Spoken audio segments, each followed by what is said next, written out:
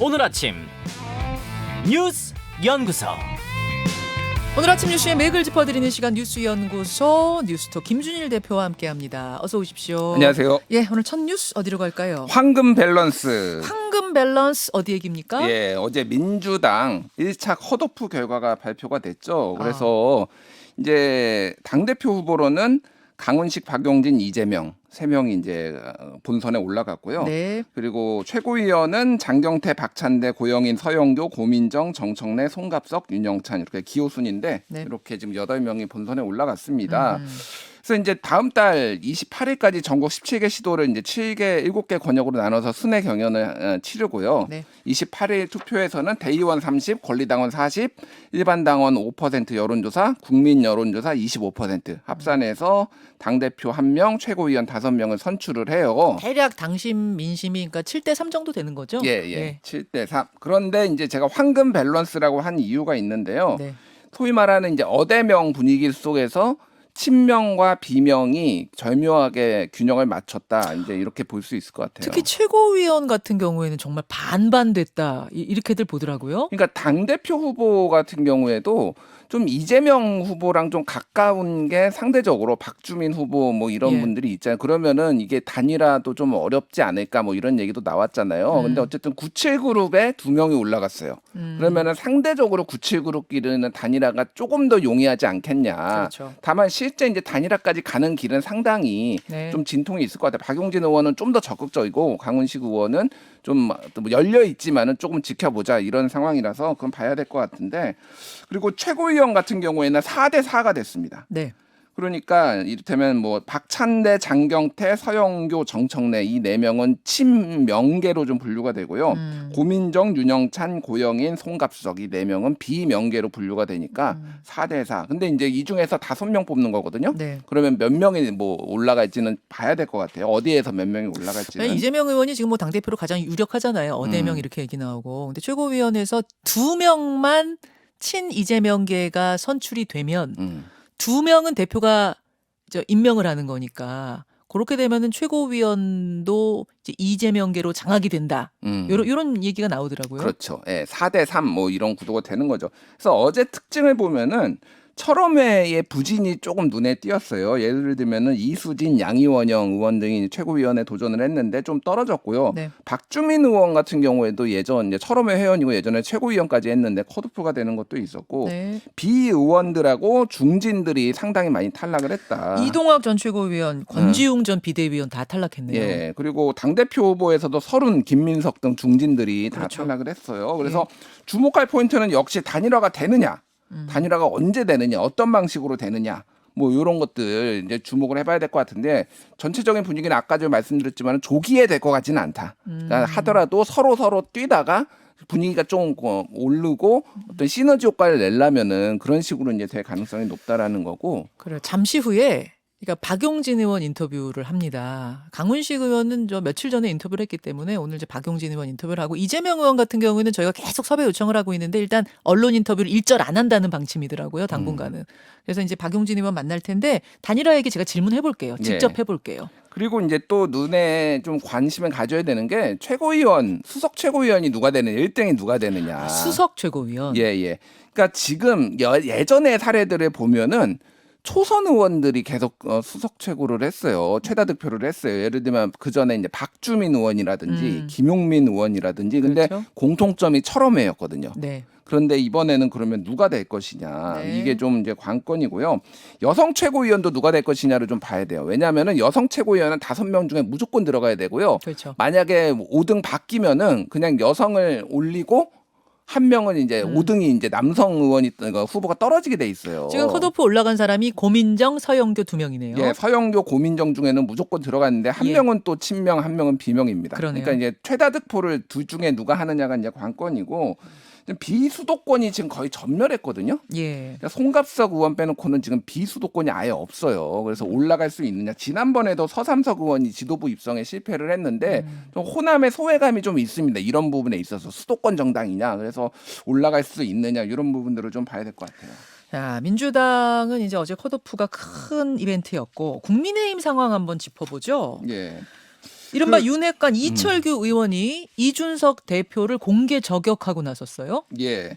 이철규 의원은 이제 경찰 출신입니다. 네. 경찰 출신이고 잘 모르시는 분들도 있을 텐데 뭐 윤핵관 중에서도 좀 이제 멤버 중에서도 이제 많이 알려지진 않았지만은 윤핵관으로 좀 알려져 있어요. 네. 근데 이렇게 얘기를 했어요. 이철규 의원이 페이스북에다가 양도구역이라니 지구를 떠나겠다는 사람이 아직도 혹세무민하면서 세상을 어지럽히니 앙천대소할 일이다 이렇게 적었어요. 어려운 말을 많이 쓰셨어요. 네. 양도구역은 일단 이준석 대표가 쓴 표현은 아니지만 사실상 양도구역이라고 전에 울릉도에서 저격을 한 거 있고 앙천대소는 뭐 하늘을 보면 크게 울른다, 비웃는다는 얘기 한마디로 얘기하면은 이게 뭐냐면은 지난해 3월에 당대표가 되기 전에 한 유튜브에 이준석 대표가 나와가지고 윤석열 검찰총장이 대통령 되면 어떻게 할 거냐 물어보니까 지구를 떠나야지. 그래서 반 윤석열 감정을 좀 여과 없이 드러냈어요. 근데 이제 당대표 되고 뭐 입당하고 그래서 이게 좀 나중에도 논란이 됐는데 근데 이에 대해서 이제 이준석 대표는 덜 유명해서 좀 조급해진 것 같다. 언론 이철규 인터뷰. 의원이? 예, 그래서 이 지경이 될 때까지 대통령을 잘못 보좌해온 사람 중에 하나다라고 얘기를 했습니다. 어제 눈에 띄었던 게 이제 어제 정조대왕암 진수식 이제 배 띄우는 거 그 행사에 권성동, 윤석열 두 분이 이제 같이 만났어요. 만났는데 언론 보도에 따르면은 당정이 하나가 돼 동요하지 말고 잘 해나가자라고 윤석열 대통령이 격려를 했다라고 합니다. 그리고 같이 이제 비행기 타고 전용기 타고 가면서는 이틀간 고생했네 이렇게 격려했다면서요. 예. 고생했다. 그 얘기는 결국은 권성동 체제에 힘을 실어준다라는 걸로 해석이 될 수밖에 없는 거죠. 최소한 윤심은. 예, 윤심은. 예, 지금 뭐 조기 전대 얘기, 비대위 얘기 나오는데 권성동 체제에 힘을 실어주는 걸로 일단 윤심은 확인이 된 거예요. 게다가 이준석께도 사실상 권성동 체제에 지금 힘을 실어줄 수밖에 없어요. 왜냐하면 그렇게 되면 조기 전당대회나 비대위 체제가 되면은 이준석의 복귀가 이상해지거든요. 그러니까 그런 부분에 있어서 그래서 권성동 체제가 당분간 갈 수밖에 없다 이렇게 해석들이 나오고 있습니다.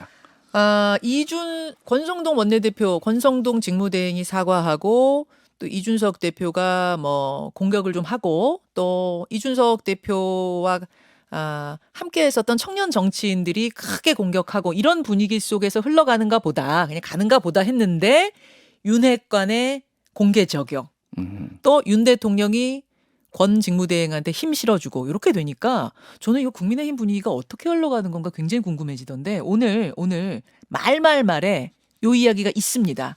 예, 정미경 최고위원과 전재수 의원 함께 요 얘기는 해보도록 하고요. 다음으로 갑니다. 김정은의 말폭탄. 어제 북한의 전승절 기념 행사가 있었는데 좀 난데없이 김정은 위원장이 거친 말을 내놓았어요. 예. 그러니까 정확하게는 이틀 전에 있었고 어제 조선중앙통신이 그걸 이제 발표를 했죠. 예. 그래서 전승절 69주년 기념행사 연설에서 김정은 위원장이 남조선 정권과 군부 깡패들이 군사적으로 우리와 맞서볼 궁리를 하고 그 어떤 특정한 군사적 수단과 방법에 의거해 선제적으로 우리 군사력의 일부를 무력화시킬 수 있다고 생각한다면 천만에라고 얘기를 했습니다. 아마 선제 타격론에 대해서 지금 지적을 한 것 같아요. 그러면서 윤석열 정권과 그의 군대는 전멸될 것라고 얘기를 했습니다. 그래서 지금은 자기네들은 준비가 잘 돼 있다 이런 얘기를 했어요. 그래서 이제 윤석열이란 단어를 윤석열 정부, 윤석열 정권도 아니고 윤석열 요 세 글자만 3번 썼어요. 그러니까 이게 이제 존칭이나 뭐 이런 게 없었던 거죠. 그러니까 이게 좀 낮춰 부르는 거잖아요. 그렇죠. 다만 이제 예전에 뭐 이제 북한에서 뭐 성명 발표할 때 뭐 특등 머저리, 삶은 소대가리 막 참신한 표현들이 나온 적이 있었잖아요. 너무 거칠어요. 예, 근데 이제 이거는 김정은 위원장이 직접 말을 한 거다 보니까 그런 표현들은 나오지 않았다라고 이제 얘기를 뭐 보는 것 같아요. 그래서 지금 뭐 이제 윤석열 정부에 대한 적대감을 여지없이 드러냈다라고 이제 얘기를 했어요. 뭐 집권 전후에 내뱉은 망언과 추태들을 정확히 기억한다. 뭐 이런 얘기들도 있고요. 또 하나는 한미 연합 훈련에 대한 강한 경계심을 이제 드러냈는데 다음 달 8월 달에 이제 연합 훈련이 열리거든요. 북한이 제일 싫어하는 거잖아요. 한미 연합 훈련이. 예, 북한을 타격하는 거를 사실상 훈련하고 있다 이렇게 북한 측에서는 보고 있어요. 그래서 미국의 핵 전략 장비들을 대대적으로 끌어들이려 하고 여러 가지 명목의 전쟁 연습들을 확대하고 있다라고 하면서 이거에 대해서 이제 좌시하지 않겠다 이렇게 얘기를 했습니다. 근데 뭐 전승절에 뭔가가 나올 거라는 생각은 했었고 또 한미연합훈련 싫어하니까 한미연합훈련 앞두고 뭐 말을 할 수 있을 거라고는 생각했지만 생각보다 훨씬 더 강하게 김정은 위원장이 직접 던진 말이란 말이에요. 그건 왜일까요? 그러니까 지금 보통 전승절의 과거에 보면은 전승절 전후로 해서 무력 도발이 있었던 적이 꽤 있었어요. 이번엔 그런데 지금 핵실험을 하느냐 마느냐가 관건이잖아요. 네. 그동안 지금 무력 도발은 엄청 했어요. 이미 미사일 쏘고 ICBM 쏘고 그랬는데 그래서 그걸로는 안 된다라고 했는데 그렇다고 지금 당장 핵실험을 하기에는 조금 어려우니까 강하게 지금 경고를 했다. 말폭탄을 먼저 던졌다. 말폭탄을 먼저 던졌다라고 보여집니다. 그래서 지금 핵실험을 그러면 할 것이냐 말 것이냐 이 전문가들의 의견이 좀 엇갈려요. 그러니까 조기에 할 것이냐. 어떤 전문가들은 예를 들면 뭐 이물출 경남대 극동문제연구소 교수 같은 경우에는 네. 조기에 할 수도 있다. 지금 이렇게 보고 있고요. 일부는 지금 중국이 공산당 20체 대회를 개최를 하는데 이게 10월 달에 열리거든요. 네. 그 전에 만약에 핵실험을 북한이 할 경우에는 이거는 잔치상에 재를 뿌리는 거나 마찬가지다라고 해서 그 이유가 될 가능성. 근데 어쨌든 올해 안에 열릴 가능성은 그러니까 핵실험이 7차 핵실험이 네. 재개될 가능성은 매우 높아지고 있다 이렇게 보고 있습니다. 준비는 완전 끝났다면서요. 준비는 거의 끝났다라고 네. 이제 보여집니다. 준비는 끝난 상황이고 이거 너무 오래 끌질 못한대요. 준비 끝난 상황에서. 그러니까 뭐 있긴 있을 텐데 그게 언제 될 것이냐 요거죠. 다음으로 갑니다. 인구가 줄기 시작했다. 어제 통계청의 발표 내용인데 뭐 예상했습니다만 생각보다 더 충격적이더라고요. 예, 어제 이제 작년 기준입니다. 작년 기준으로 인구가 5,173만 8천 명인데 2020년보다 9만 1,000명이 줄었어요. 그래서 이게 이제 예고가 어느 정도 됐습니다. 왜냐하면은 2020년에 그 뭐가 있었냐면 출생 사망 통계를 했는데 출생아 수보다 사망자 수가 이미 많았어요. 2020년에. 예, 예. 근데 우리나라 인구는 뭐 그 출생 사망도 있지만은 외국인 뭐 들어오는 거 나가는 것까지 포함을 해야 되는데 코로나 이후로 외국인이 들어오는 게 확 줄어들었다라는 거예요. 그래서 오히려 내국인 인구 감소는 0.1%였는데 외국인 인구 감소가 마이너스 2.7%더 외국인이 많이 줄어들어서 지금 이렇게 됐다라고 보는데 네. 몇 가지 지금 눈에 띄는 통계들이 있어요. 어떤 겁니까? 일단 중위 연령 그러니까 이렇게 우리나라 5,100만 명을 쭉 줄 세우면 딱 가운데가 이제 중위 연령이거든요. 만 44.5세. 한국 나이로 한 45세예요, 이게. 45세가 우리나라 인구의 딱 중간. 예. 많이 늙었습니다. 이게 옛날 얘기를 좀 해드리면 깜짝 놀랄 거예요. 1990년에 27세였어요. 중위 연령이. 진짜요? 예. 근데 2000년에 31.8세, 2010년에 37.9세, 2020년에 43.7세가 됐는데 더 놀라운 거는 2040년에는 중위 연령이 네. 통계청의 예측에 지금 네. 이대로 간다는 걸 전제하면 54.6세. 2050년에는 57.9세가 됩니다. 중위 연령이. 그러면은 이제 소위 말해서 환갑 지난 분이 절반, 환갑 안 된 사람이 절반이란네요. 대한민국 인구가. 그러니까 이제 언뜻 들으시면은 야, 난 장수하겠다. 이제 이렇게 들을 수도 있지만 그거보다 그만큼 젊은 사람 수가 줄어든다는 의미예요. 엄청 줄어들어서 이렇게 줄어든다는 된다는 거죠. 얘기예요. 장수한다는 느낌보다. 그래서 지금 이제 소위 말하는 고연령층이 네. 지금 16.8%로 5년 만에 3.5%포인트 상승했고요. 노년 부양비가 23.6으로 엄청 줄어들었습니다. 그러니까 높아갔습니다. 자, 여기까지. 수고하셨습니다. 감사합니다. 김현정의 뉴스쇼는 시청자 여러분의 참여를 기다립니다. 구독과 좋아요, 댓글 잊지 않으셨죠? 알림 설정을 해두시면 평일 아침 7시 20분 실시간 라이브도 참여하실 수 있습니다.